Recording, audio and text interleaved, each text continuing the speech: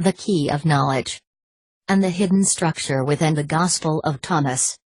Within the Gospel of Thomas, hidden at the center of the body of the text is a secret key.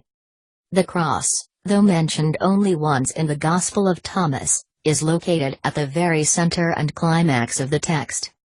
This cross is a key word. Hidden within this Coptic word for cross is an amalgamated, tau-rho, letter combination. This amalgamated letter also looks a bit like a cross. Turned sideways, this cross looks even more like a key. This key unlocks the meaning behind the sayings of Jesus within his gospel. It is the key of knowledge. All the sayings of Jesus are completed, and must be understood with the insight provided, through this key.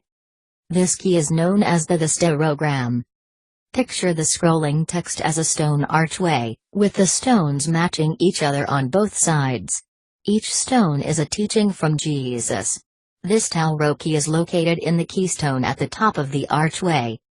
It is hidden in Thomas 55 where Jesus said, "Whoever does not take up his cross in my way will not be worthy of me." Jesus also said, "The Pharisees and the scribes have taken the keys of knowledge and hidden them. They themselves have not entered, nor have they allowed to enter those who wish to." Thomas 39.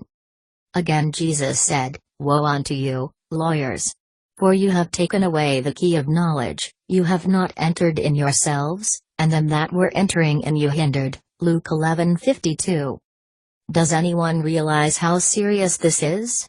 For centuries, the gospel of Jesus and his message from God has been hidden from humanity. The chief cornerstone was rejected, destroying the foundation. And if the foundations be destroyed, what can the righteous do? Psalm 11 verse 3. What most people imagine to be the church is rather an abomination in the earth, that is hindering and preventing the true seekers from finding the truth. Jesus said, "Many times have you desired to hear these words which I am saying to you, and you have no one else to hear them from. There will be days when you will look for me and will not find me." Thomas 38. This is true, and this came to pass. The truth was hidden from us.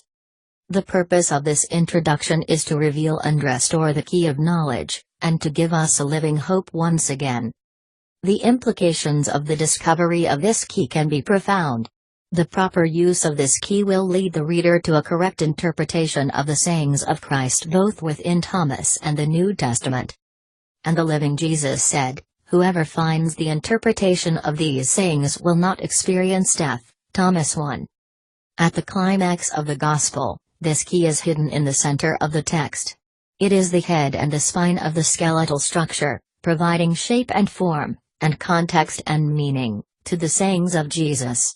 This is the mind of Christ, and the mark of God in the forehead. Through the underlying skeletal structure the sayings of Jesus in Thomas are held together. To take up the cross is to carry the body even as Jesus carried his cross upon his back, if necessary even unto death. Imagine the Gospel of Thomas is a long scroll that is unraveled. The top and the bottom of the scroll are held respectively in your right and left hand. Imagine the scroll is wrapped around your back. The center of the text is stretched across your back and your spine. Bring your right hand and your left hand together in front of you, connecting the top and the bottom of the scroll together in each hand. Jesus said, "It is not possible for anyone to enter the house of a strong man and take it by force unless he binds his hands." Thomas 35. When you make the two one, and when you place a hand in place of a hand, then will you enter the kingdom. Thomas 22. In this way, the introduction of Thomas and the conclusion in saying 114 are now joined together into one, even as you joined together your left hand into your right hand. The Thomas prologue says these are the secret sayings which the living Jesus spoke, and in Thomas 114, at the end of his gospel, Jesus said, "I myself shall lead her so that she too may become a living spirit." In this way, these two verses are connected by a key thought: the living Jesus and a living spirit. By placing a hand in the place of a hand you will find the key. Along your back and across your spine is Thomas 55 where Jesus said, "Whoever does not take up his cross in my way will not be worthy of me." We must take up the cross, if we want to live. Again, across your spine is the cross in saying 55. Envision placing a fold in the body of the scroll at this location. Now the text is folded along a spine even as your body is folded along its center. Herein is the meaning of the key. Thomas is a chiastic structure, like a palindrome. Like the human body, it is the same on both the left and the right side with the spine in the middle. The text is folded at saying 55 so that saying 54 touches saying 56, just as the prologue is joined with saying 114. Make the left and the right of the text as one, joining each saying with its corresponding verse down through each of the sayings. The top of the scroll is joined to the bottom of the scroll, and the right is joined to the left. Each saying is interpreted by its corresponding saying at the opposite side of the body, or the archway. Like the wedge-shaped keystone providing strength and stability at the top, or the apex of a stone archway, the key of knowledge is located at the climax of the folded text. The staurogram is the key that opens the door to within a house where the treasure is hidden. A central theme of Thomas is Christ come in the flesh. This is the treasure, hidden within, for those who will yoke themselves to Christ. Take up this cross and carry it with you. It is interesting to note that the Greek and Coptic Tau-Rho letter amalgamation or cross looks like a human body and also symbolizes life. It can also look like a disciple carrying a cross. To take up the cross, is to take up the body and carry it like Jesus did, and become alive. The prologue of Thomas points to the living Jesus. The conclusion points to a living spirit. Bring the two together with the climax of the Gospel and it points us to the living body carried in the way of Jesus. He that is joined or yoked to the Lord is one spirit, 1 Corinthians 6:17. Whoever finds the interpretation of these sayings will not experience death, Thomas 1. A link is provided below to the primary chiastic structure within Thomas. A two-sided chart connects the corresponding sayings within the body of the text together into couplets for study and meditation purposes. Mysterious sayings that were obscure and difficult will come into clear focus through comparison and contrast when they are joined together with their counterpart. Within the chart, each couplet is tied together with keywords. The keys have been provided, but the interpretation of the text is yours to discover. Jesus said, "The angels and the prophets will come to you and give to you those things you already have. And you too, give them those things which you have, and say to yourselves, when will they come and take what is theirs?" Thomas 88. To its rightful owner, to the body of Christ is presented the key of knowledge. The amalgamation of the letters Tau and Rho, which together form the Tau-Rho Cross, and the key, are an illustration of the bride and the bridegroom, being joined together like two oxen in a yoke. Will you allow yourself to be yoked to Jesus?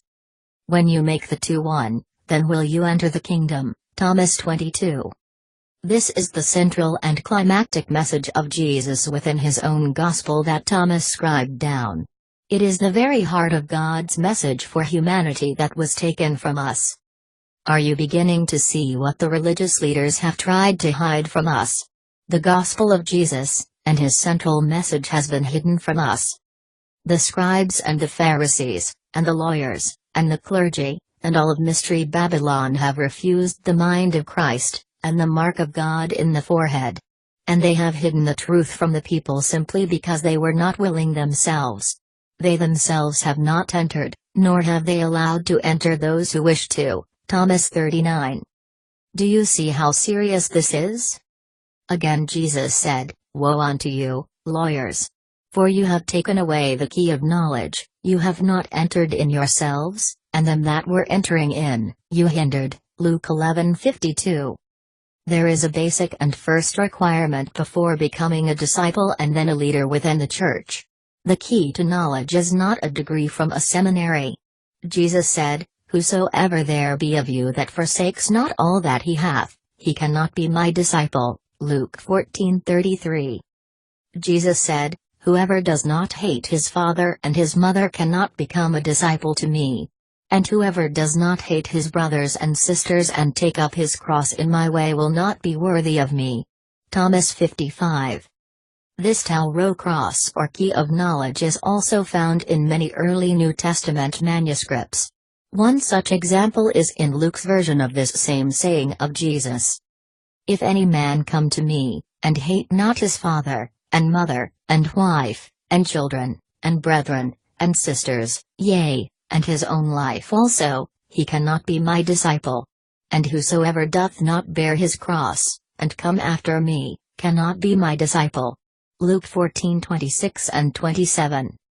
Are you starting to see what has been stolen from us, and what has been hidden from us? Mystery Babylon has killed our shepherds.